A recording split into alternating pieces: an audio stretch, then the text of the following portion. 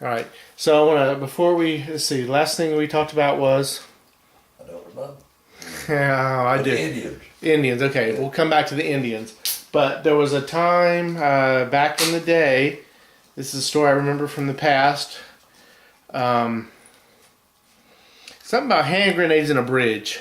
Oh, yeah, hell, that was when me and Harold. Talk about years where you are in life. That was in that. Hell, the war was still going on. That was in 44, 45. You're in high school? Huh? You're in high school? Yeah, me and Harold. We went over at the rifle range and the hand grenade range and the mines, every damn thing. Where was that range? Over in Camp Butler, over at the Range Road. Went over at the hand grenade range and shit, there were dud grenades laying everywhere in creation. And again, just enough, I'd seen a field manual and I knew how to, defuse and everything's unscrewed. Powder, hell. Me and Harold both got a damn double handful of hand grenades, put them in my damn car. In your car? In my car, yeah, we're rolling around in the back seat. Couple of free mines. Shit, went home. And we had the spoons and found the pins and everything too. Well, hell, put them back in? Huh? Did you put them back in at least? Yeah, no, well, what I did, I figured out, hell, I can unscrew that damn thing. And I can dump the powder out and it won't be nothing but cap in there. And then I can put put it back together, put it back, put the spoon back on it, and put the pin in there, and shit, hell, I could pull the pin and throw it and go boop. Up and We call that reverse engineering. And hell, the daddy went out there in the shop one day, and shit, it must have been 20 or 25 damn hand grenades lined up, 2 or 3 mines. I had that bridge going up the other side of Olive Branch Church where you're going over at Tom Shaw's old place. I had to go over there and throw all my grenades and shit over. If they ever did any work on that thing, I was Department of Transportation. I remember that one. Oh my God. Okay. God takes care of drunks and fools. And we qualify on both accounts sometimes. All right, let's. Okay, so we're back to the Indians. So the fella says, "Why does everybody ask you? Are you?" Red Avery, yeah, Red Avery. He said, "Hell no, I go Red Avery." He was Red Avery. But that same afternoon, I was talking to that Indian. He said, "Now we're gonna cook a pig, such and such a place, Saturday afternoon. If you get a chance, come by there." I said, all right. So hell, I made it a damn point. Hell, I was still halfway pissed off, so I wandered just about anywhere I wanted to go in Robertson County for about the next 2 or 3 weeks. So I went over there, hell, all the Indians over there. But from the then on, every week somebody would stop me and say, we gonna cook a pig. So when Saturday afternoon, come by if you get a chance. Now, did you continue to give them tickets when they deserved it? Yeah, hell yeah. Of course. I stopped a whole carload of them. One early Monday morning, about 2 or 3 o'clock, going out of London toward Fiddle. Got a good clock on him, about 70. Asked him for his driver's license, they handed them to me. I got his name, wrote it down. I said, all right, I clocked you at X number between 70 and 75. His ticket citation, 70 mile an hour, you be in Lumberton court such and such a day. He said, Captain, I don't know whether I can make it or not. I said, why? He said, I gotta be in federal court in Raleigh tomorrow morning for hauling liquor, and I got a feeling I ain't gonna be around here. So it got funny. I started laughing. I said, all right, if you can be there. If you can't, all right. He said, Captain, if I'm around, I'll be in court, or either I'll go in there and pay it off ahead of time or another. I said, that's fine with me. Well, he didn't show up to court. And it was over a year. Hell, I was back in Raleigh, and I got a letter from the clerk of the court in Robertson County.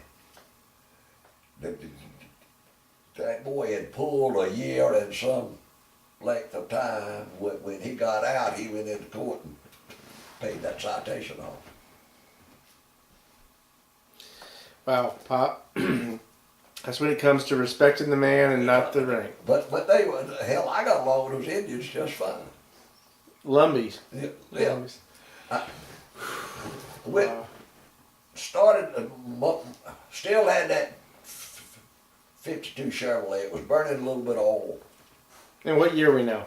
We're 53. I was going to Elizabethtown to get the service. That's where the shop was down there. So I was got about halfway between Lumberton and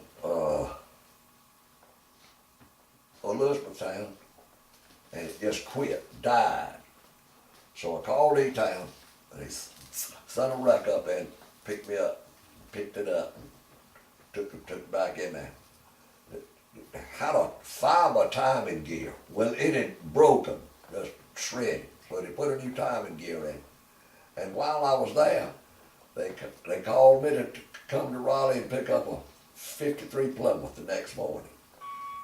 So hell, I left right straight out of there, and hell, I headed home like a bat out of hell. The hell would work in the rest of the damn ship. I'm going home. I burned 6 quarts of oil from Elizabethtown to Raleigh. Every time I'd stop, I wouldn't even check the oil, I'd just add some, keep right on going. But you know, back then too, you know, they would put all the cars up for sale, you know, when they turned them in. And well, you'd be surprised, there were a heck of a lot of patrolmen that didn't have an automobile that they were driving. That they owned. You could drive your highway patrol any way you wanted to go. So I mean, they didn't have a car of their own. They didn't have a car of their own. And if you were in good with the shop for them,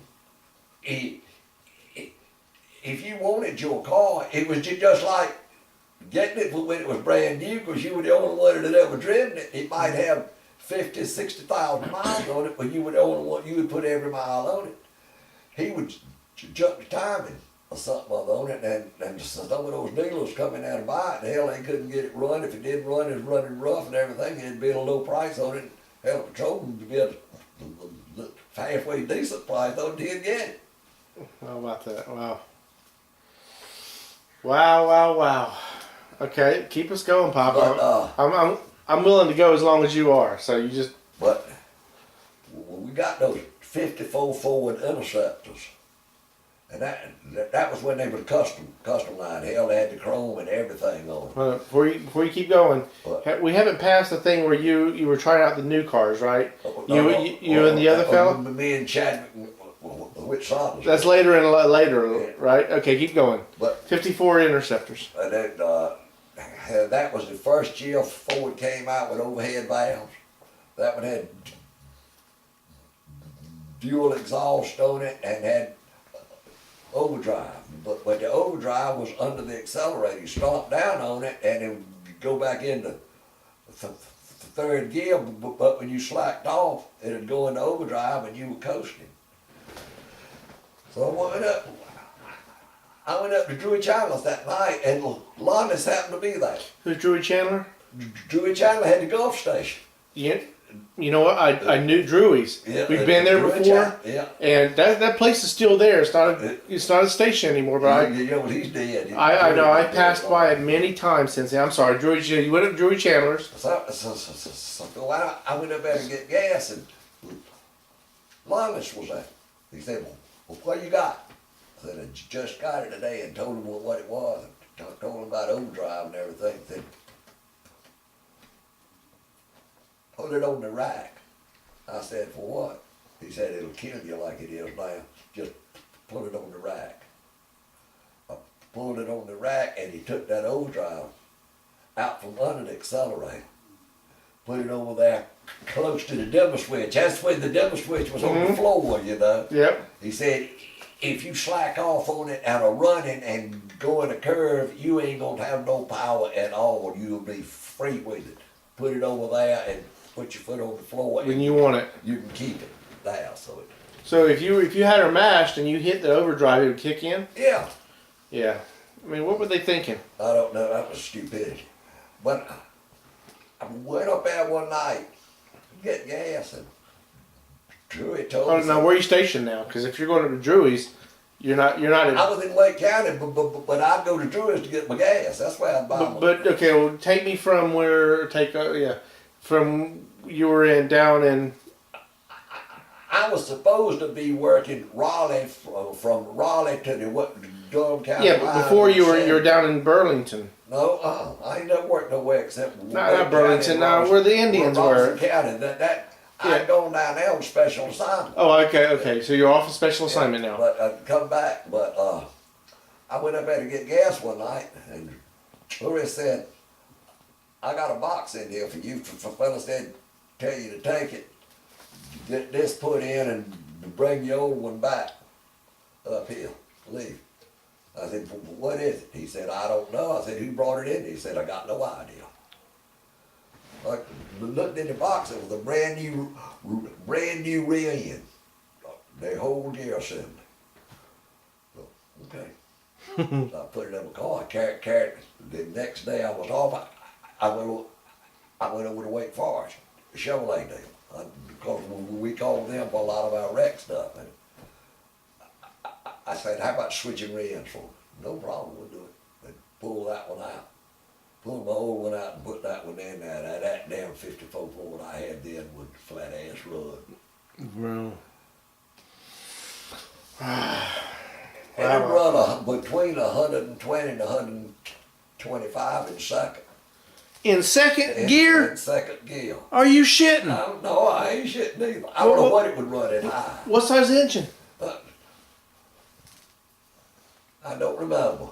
Big. The biggest thing they made then. And it's a Ford, right? Yeah, Ford. But a second gear. the second gear.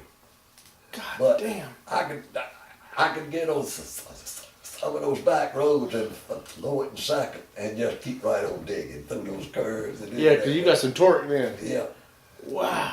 And I cleaned up the other one, put it in the box and carried it back up. You know who gave it to you? In Linus. Oh, he gave it to you? Yeah. Oh, I did. Yeah. Just carried it up but left it. Wow. And he never offered me one blame thing when I was on the patrol. Nothing. But the longest kind of time after I left the patrol, I'd stop by Drew's on Christmas Eve or either the day before, and he said, "I've got something in here for you." It'd be a half gallon. Some of the best damn apple brandy you've ever tasted in your life. Yeah. Well, even criminals were gentlemen back then, Pop. But that's just like it was with Daddy and all of them. Hell, their job was to catch them. The bootlegger was to make look and not get caught And get away. And they didn't nobody get mad at no damn body. What do you remember from the moon? We'll kind of roll back here. What do you remember from the moonshine days from Gang Yan and doing the moonshine still? I go with them some, when now if they were raiding a steel, going cuts of steel or well, something. tell me. I mean, let's talk about Gang Yan's progression because he was with the CCC and then he was with the forestry. Yeah. And then what? Because all right. My granddaddy died, and he was running that little filling station my granddaddy had, and that's when he got the job with the ABC. Where was the filling station? Up at where the road turned, go down to the Olive Branch Baptist Church. Right down that curve was the little filling station there. Where the pastor was. Right straight across the road from Tom Shaw's house. So Gang Yan's house, the pasture, the road, and then a filling station? Yeah. Oh, well, see, that was way before me because that was nothing but nothing. Yeah. So Gang Yan took over that. And that's when, let's see. What was the name of the station? You remember? Fairview. Fairview filling station. Fairview service station. Service station. Because it was a Fairview. It was in that curve and you could see both ways. Wow. And so Gang Yan took that over. Yeah. What year was that? Do you remember? My granddaddy died in 39. So it must have been about there. I mean, again, I'm just bouncing around here. What do you remember about your granddad from? I mean, As fine a fellas you have ever seen. you were 11 when he died. Yep. Right. Yep. As fine a fellas you have ever seen in. But you lived there with him. Yeah.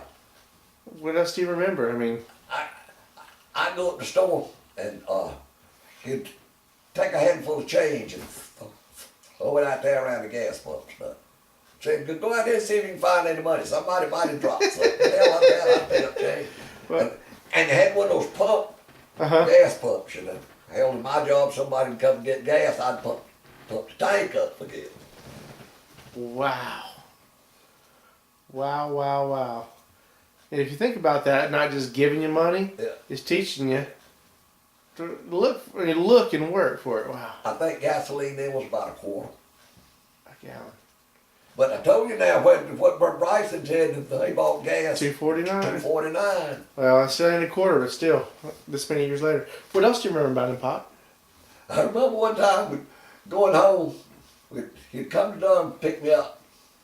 Started out, no, I don't, because Mama wasn't, it was just him myself in there. And he chewed the back. Your dad or your granddad? Granddad. And he chewed the back, had a little 33 Ford coupe. And he had the window rolled up and spit. Forgot the window was rolled up and just sprayed down the whole place. What kind of tobacco did you chew, you remember? I don't remember. Wow. But I remember we didn't have, hell, just had the radios then, you know. But hell, on Saturday night, he had closed that filling station on, and the Grand Ole Opry better be on when he walked in the house, boy. Is that right? Yep.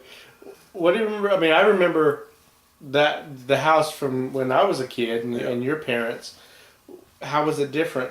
Nothing, same way. No, I mean, it had to be some remodeling. I mean, They were very little. was the freezer? They didn't have no freezer when we No, but you remember the freezer I'm talking about, the old white one, Yeah. Frigidaire? Yeah. When did that come into existence? Do you remember? Because God, that thing was ancient. When Daddy bought it, I don't remember. Probably in the mid-40s, right about the time the war was over, or something like that. Really?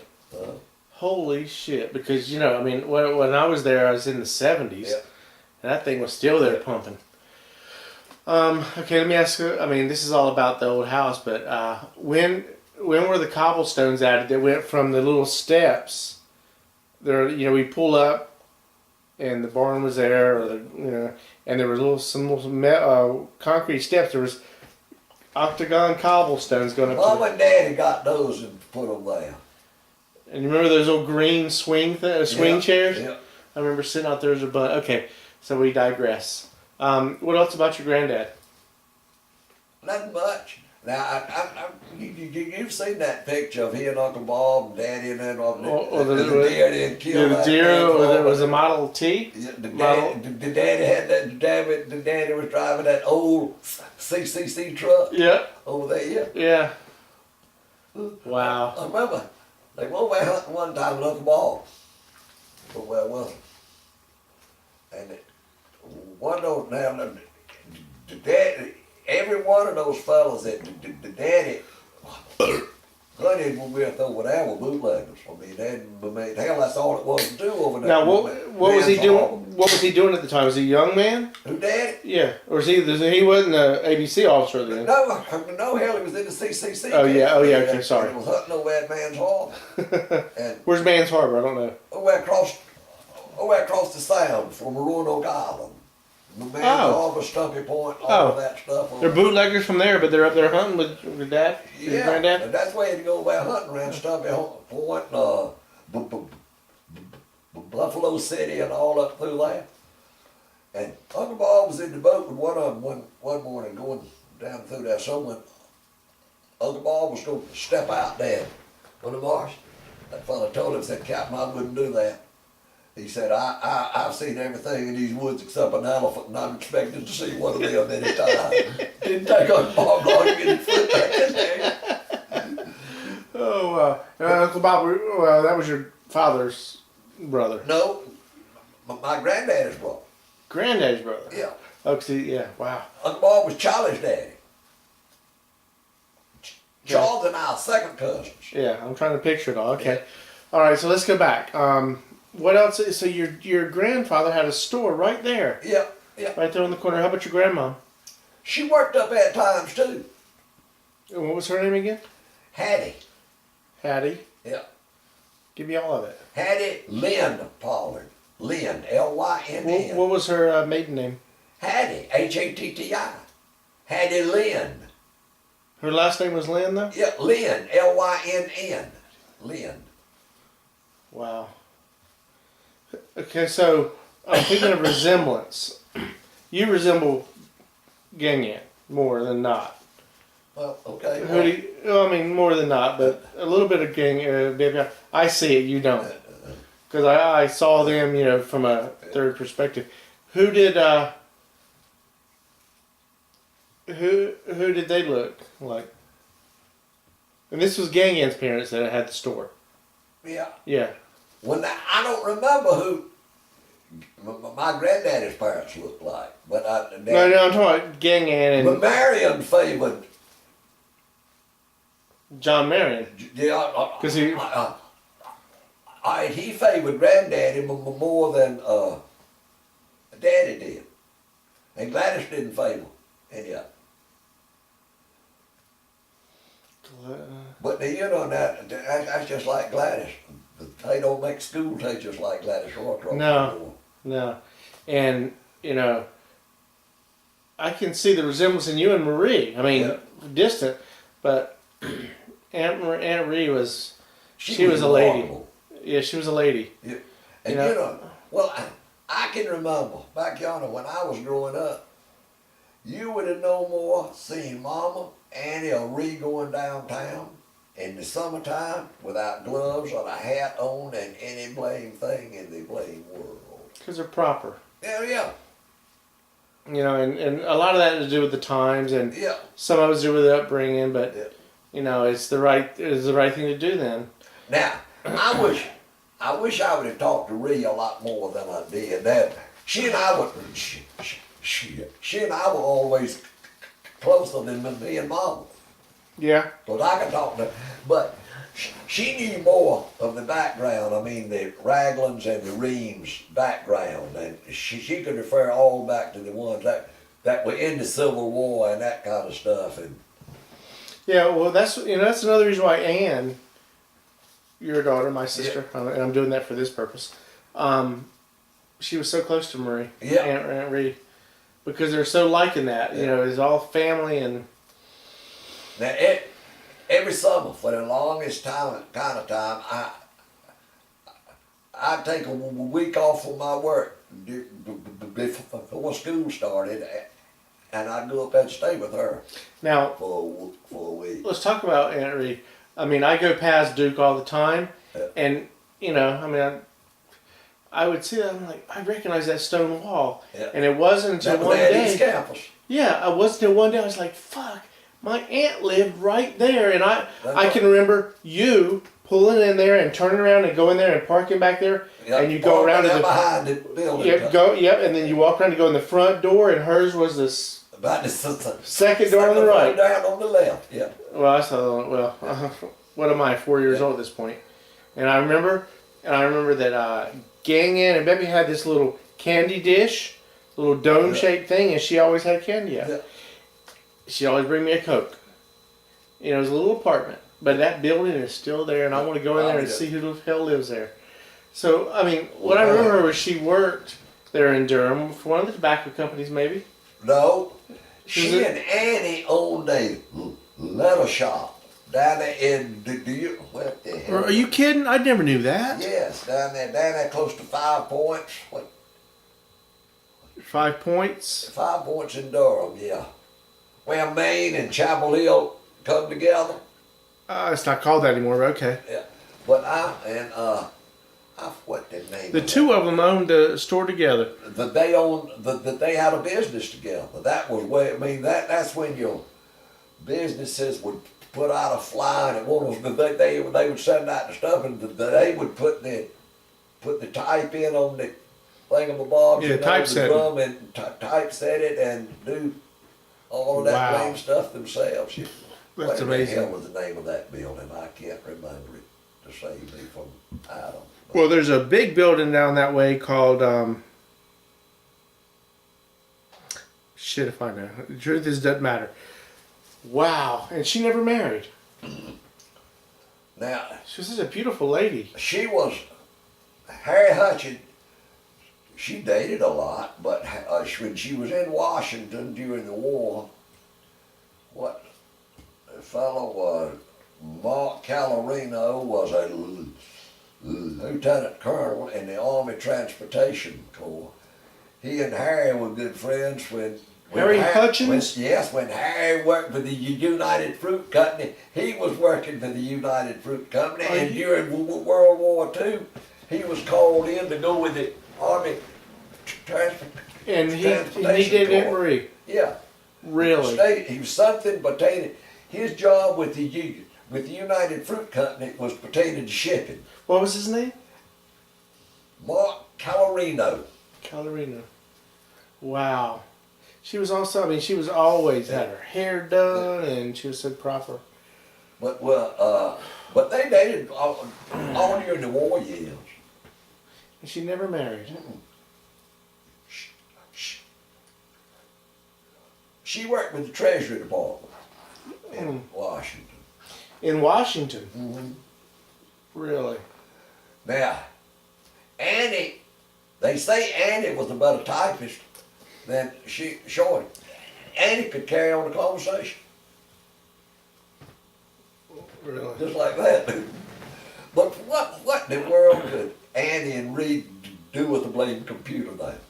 Or Harry Hutchins. That's right, or Harry. Jesus. The Harry, His head would Harry explode. would what out. Yeah. No time at all. Or you're replacing that keyboard every 15 minutes. Yeah. Okay, wow. Let me see if we've covered everything there. Granddad. I'm trying to keep things in kind of time perspective. So you're... Remind me, do you remember where we left off with you, Pop? No. We're getting there. I sidetracked from and you were in the Highway Patrol. Haven't got up to Mom yet. You're back in Wake County. Yeah. Okay. Yeah, let's go from there. All right. Well, Paul Albergine, you know, he's the one that introduced, and he and Mr. Stansel. Mr. Stansel's son was a highway patrolman mechanic. Okay, let's don't go there yet because we still got what year? What year did you and Mom meet? 53. And what year are we now? 2010. I don't mean now, Pop. I'm gonna put that on YouTube. Now, I mean, in our story there, when did you come back from your special assignment? Oh, hell, I went down there but about 6 or 8 weeks. So what year are we talking about now? We're 53 still. Oh, okay. So you're well a little bit Mom before and I me. hadn't been married long. We got married in April, and I was down there in the latter part of the summer. Oh, okay. So keep going. But I woke up one morning, hell, on Wednesday, I was supposed to go back to work that day, supposed to go back to work that afternoon. And I told Phil Moore, the radio, I remember Phil Moore. You and I went to the place over there on Blue Ridge Road. I told him about my episode down there with him in Robertson County. So I woke up one morning, my mom had already gone to work. I'd already gotten my shower and I had on my uniform. I was getting ready to get in my car and go back to Robertson County. I said, fuck it, I ain't going back, damn it, down. I got on the phone and I called the radio station. I don't know who was on the radio. But anyway, I told him, I said, call E-Town. Tell them I'm sick, I won't be down there. What's E-Town? Elizabethtown. Wow.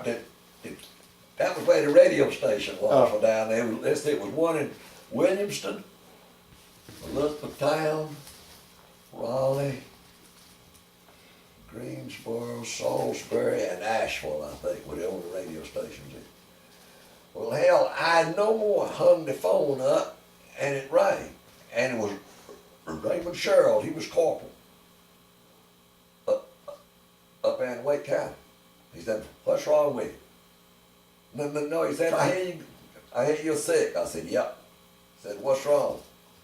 I said, I got a stomach ache. He said, we could sure use you back up here if you were feeling all right. I said, well, what time? He said, it's afternoon 2 o'clock. I said, I'll be there. Yeah, there you go. Recognizing the talent. Wow. Okay, and then so you came back up here. Now, where did you live when you came back up here? When I came back When down you came here, back to Wake County. And you guys are married at this point. yeah, where were we live? And I'll fill all the rest of these questions with mine, but go ahead. We had an upstairs apartment. Fair off Glenwood Avenue. I've forgotten the name. Mordecai. It was Mordecai section of Raleigh. Which is downtown now. Yeah, but then what was the couple name? He was head of the IRS in Raleigh, I think, and they were a nice couple. And then when Mike was born, we moved out to an apartment off Whitaker Mill Road. You skipped a whole section of Ann being born, and Yeah. so let's don't jump that far. Yeah, so you lived there, and then let's go from there. So now when did you move there though? After you guys got married, is that when you moved there? Yeah, that's where we moved over in the Mordecai section. Yeah. Okay, now we skipped the whole wedding thing, but we'll come back to that Well, tomorrow. shit, we had to slip off to get married. I know, but we'll come back and do that tomorrow because I want you both to be part of that. But and Pop, I love you. This love you. is great. But Jesus. But Paul Albergine, Paul was in the Airborne Marine Corps. You know what with a handful of them. Yeah. He was a Canadian, and you joined the Marine Corps and we went with that parachute outfit. I don't think he ever made a jump in the Pacific, but anyway, when he got out of the Army, he got out at Bragg and he just joined the Highway Patrol. And he's dead now. About every one of that bunch is dead. But the Bill team, I was training Bill, and shit, Bill had gotten his car. And so I was riding. Catch me up, we're jumping around. Catch me up with timeline. Bill team is your... I was Bill's training officer. He Okay. came on in 55. Okay, gotcha. And he's the one that made Colonel. Okay. But, No, you can't do that, Pop, because we're in 53 now. yeah, well. You can't go to 55, we're still in 53. Well, I'll tell you about 50. Well, hell, we didn't nothing go on at 53. We got married and everything. Oh, okay. But, Yeah, let's stick with you this year. 54 didn't know nothing. But 55, Bill came by and picked me up. We were working early. Got off that afternoon about 5 o'clock. Must have been about 5:30 when he dropped me off at home. My mama was still at work. And I'd saved up enough money, 3 or 4 months, to buy a fifth of liquor. 3 or 4 months? Yeah, well, hell, at $224 a month, I didn't have too damn much money to throw away on liquor. So bought a fifth of liquor. Pulled up out there in front of my car, in front of my house, and started to get out in front of my apartment. I said, Bill, you want a drink? He said, yeah, that'll be all right. I said, come on. Went on in the house, and I got out my bottle of liquor and a couple of damn iced tea glasses or whatever. Bill poured just about that damn much in that damn iced tea glass. Thank you. I thought to myself, you son of a bitch, you ain't gonna drink no more of my damn liquor. Oh my, was he on duty at the time? Huh? He wasn't on duty, was he? Yeah, well, hell, he was getting off duty. He was just gonna have to drive home. In 55, what were you driving then? For the highway patrol? I don't know whether I'd gotten a 55 Ford then or still driving my 54.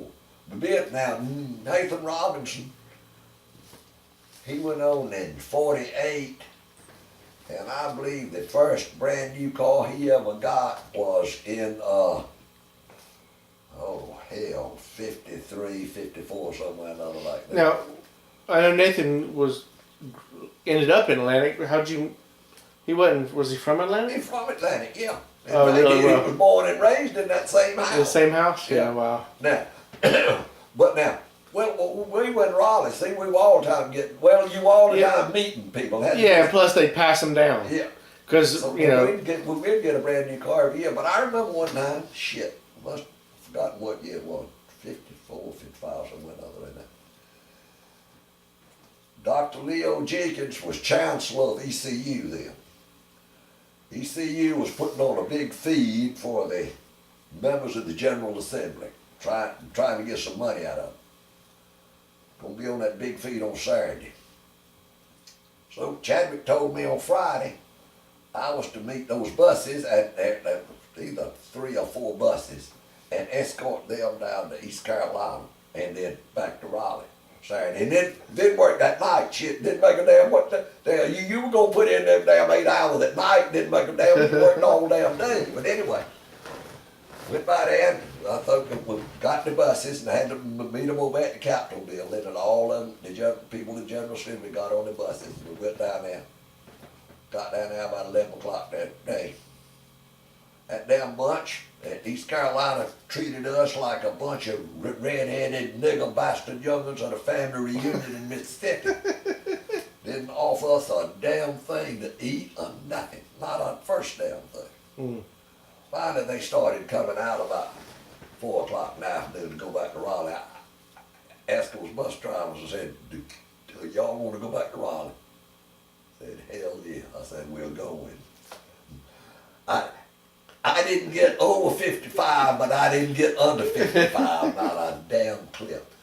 Monday morning, saw Chad. He said, how fast did you come back from Raleigh? I said, 55 damn mile an hour.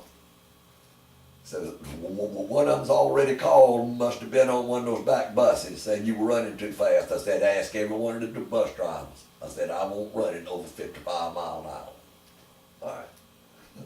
But the funniest damn thing, I worked 15A North, which is 50 now, from Raleigh up, goes on up to the Falls of Houston on into Creedmoor that way, but it's 15A then. Well, it was a Trailways bus, used to come out, he'd come out of Oxford down on, and instead of coming on into Durham or going down number 1, he'd come into Creedmoor and come down 15A into Raleigh. And that son of a bitch would be in the wind, but he had eyes in the back of his head, boy. I don't give a, I got falling in behind him at night with the moon shining and running with no lights on. And that son of a bitch see me and slow right down 50 mile an hour. Thought to myself, I'm gonna get one of y'all's ass. So I went down there to Briggs Hardware one morning and bought me a piece of 8-foot aluminum conduit. About 1 inch, 3/4 inch what it is. We went to Western Auto, bought me 2 suction cups and 4 amber clearance lights and some wire and a rheostat switch like one of those heater switches. Got home and I wired that damn shit up and stuck those damn suction, that damn light on top of my damn car. Tried it and it burned, so I put my damn shit back in the damn car. That night, I went back up there on 15A and I backed in a sawmill pan.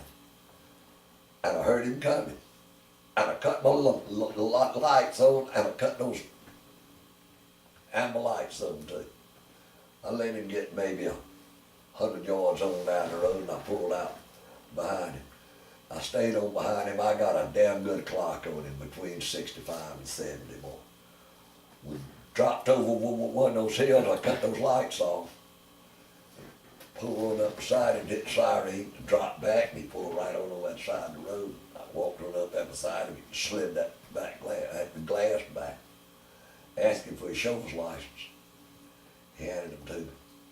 I said, Captain, I got a good clock on you at 65, whatever it was. He said, Captain, I'm not calling you a lie, but you haven't been behind me. He said, the only thing I saw back a little while back there was the truck. I said, step out a minute, come in.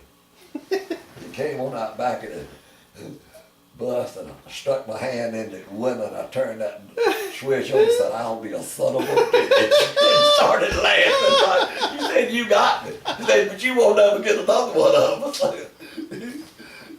One of my favorite stories of all time. Wow. Okay, well, I'm going to... Hell, the ACLU would get you for that then. Only if he was a black driver. Damn. Okay, let's do. I want to refill here. Let's do Christmas Eve. What about Christmas Eve? Pulling the guy behind Christmas Eve and the wife doing this. Oh yeah, hell, that was Christmas Day. Christmas Day, Christmas afternoon. Must have been up there around. Okay, hold on. Stop.